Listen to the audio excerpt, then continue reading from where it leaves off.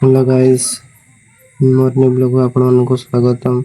मुझे Shriram Gadwa last to last जाए देखो जदि भल लगला वीडियो को लाइक कमेंट शेयर करूँ और फॉलो गोटे कर दिंतु। मु आम बाड़ी में बारी आइली माउस काटी आने पारे माउस काटी आणुची एटा आ बहुत मशा काटलार मु छिड़ाईना आणुची आउ छोट छोट पीस भी कर दे जानी देख पारे बेटा गोटे बेड़ा मु माउस काटा आनी आमर घर देख पारे छोट छोट दुकान ला करुची मझे वर्षा दिन तुम घर मानक एमती टीन माउस काटी टीन लगा कमेंट कर दियो।